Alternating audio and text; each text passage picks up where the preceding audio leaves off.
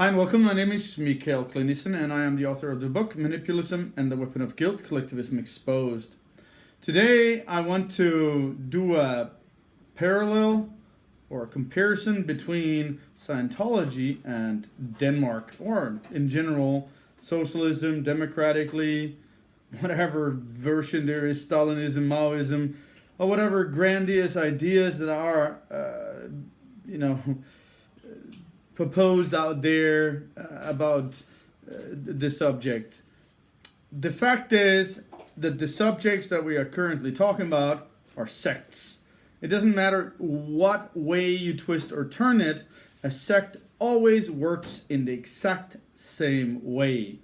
So let me read very quickly from my book, and maybe I should say to the folks out there, do feel free to download my book at manipulism.com, where you can of course find links to Amazon, where you can find the Kindle version free as well. My ebook is free, and the audiobook is also free at this channel. Of course, that is not manipulation, but manipulism.com. Let me quickly just read the social psychological theory of manipulism. To lower self-esteem, consequently generating feelings of inferiority and codependency, subjectively destroying independence to thereby facilitate complete intellectual control with fictive contentment. The next paragraph I am going to read is from chapter 4 in the book and describes the way that all forms of sects work. I don't care what sect you're talking about. They always use the same technique. I will get into this after reading this paragraph. So check out my work online. My book is free, folks. Try to educate yourself on the subject so no one gets to own you.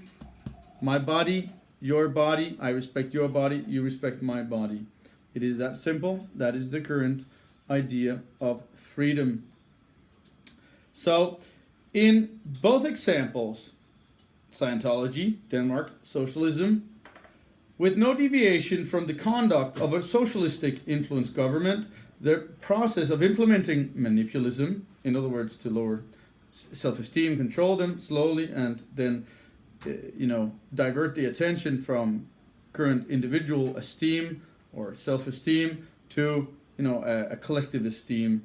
In other words, control from an outside force that might not be seen but felt. Okay. The process of implementing manipulism appears to be straightforward. Doesn't matter what we're talking about now. The subject, the person, portrays oneself as a thoughtful, kind, and sympathetic person. This facilitates an ability to symbolize oneself as a role model, custodian, or caretaker. A human organism is now slowly formed about the subject, Hillary, Obama, presidents in Denmark, or not presidents, prime ministers, creating followers who will promote the cause and its objective. The subject will eventually manipulate the prey, you or them, in other words, to volunteer personal possessions, goods and assets. Socialism, Scientology, good example, right? And thereby to be cared for by the community, utilizing these personal possessions, goods and assets to gain further power. Growing government, more money in the system in Scientology, same, while slowly stripping the individual of their civil liberties. Soon, tools that undermine are implemented, enabling dominance and the weapon of guilt.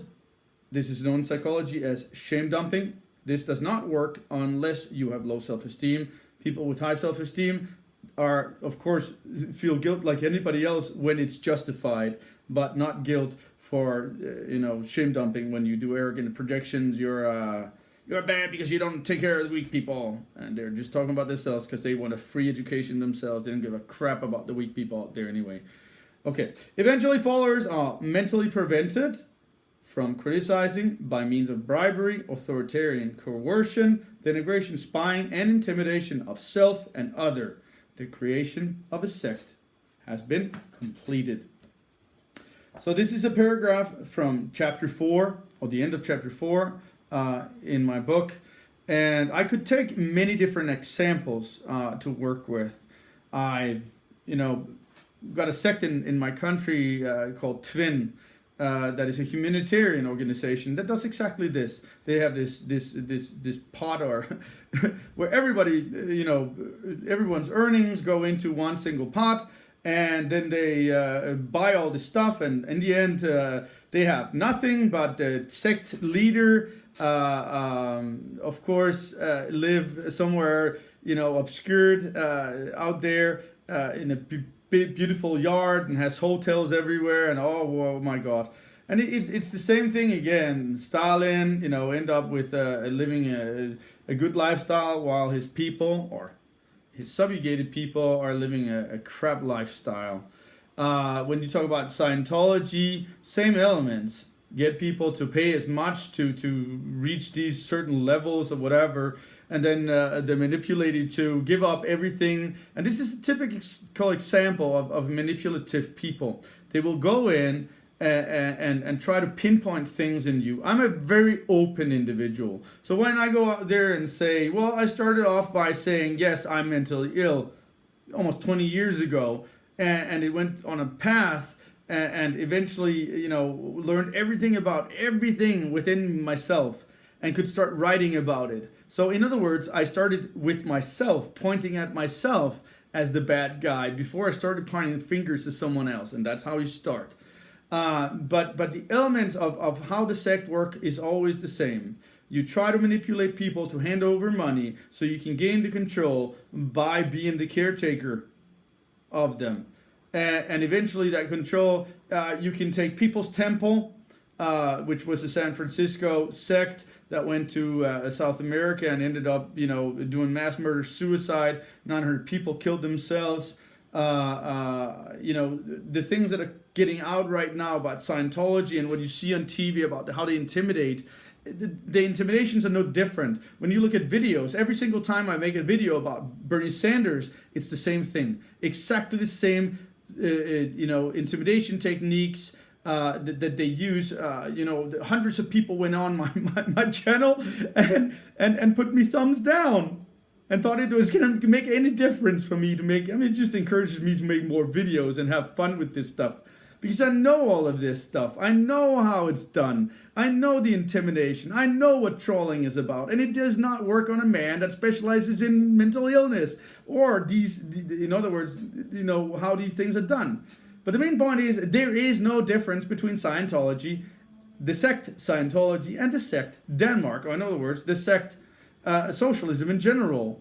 Or the sect fascism. The elements are the same. It is about a growing government, or a minor sect that grows by it's the same. It's the pyramid. Someone at the top that gains all this power, and that's it. Another example is what's it called? The Waco, Texas, the Branch Davidians. Same thing again. Hand over all your stuff and we will take care of it. We have this hippie collective thing, and eventually you have nothing to go. You have no possibility to leave whatsoever. So and there's this coercion and this, which I describe very well in my book, how you denigrate the individual, create low self-esteem, divert or invert the ego to want to be affirmed by an outside force. In other words, everything controlling you is from an outside force, which is the opposite of individualism, where you find that encouragement within yourself. But it's a long story. You really have to go into psychology to understand that. First, if you want to reach individualism, you have to transcend every single narcissistic tendency. It's very simple. Go and read about them in my book or anywhere online. Find the narcissistic tendencies, learn about narcissism, transcend your narcissistic traits, find them and transcend them. And then you will reach individualism after years and years of transcending and living a self-analysis through understanding personal narcissism. But another example of a sect is also that all sects always split family structure, because family structure is always the tie in the family is extreme.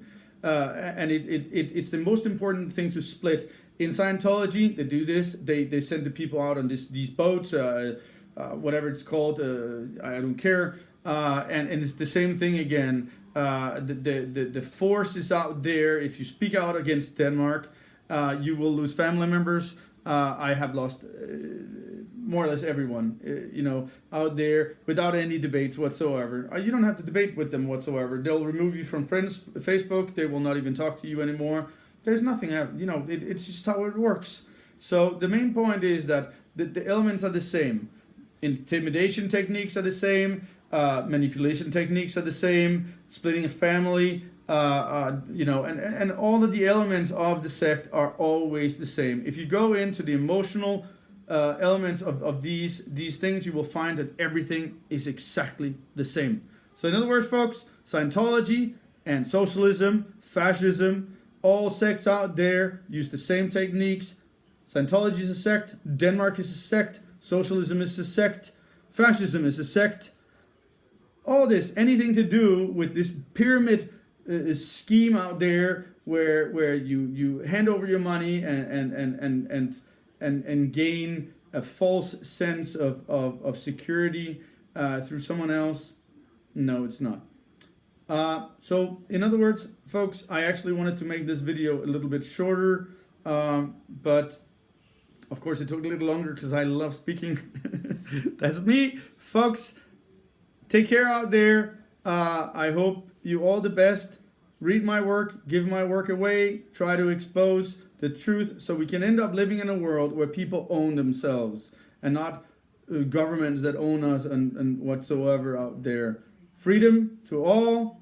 I hope one day we all gain a world with better boundaries between self and others. In other words, this is my freedom, my body, that is your body and your freedom, and my freedom stops where your body starts.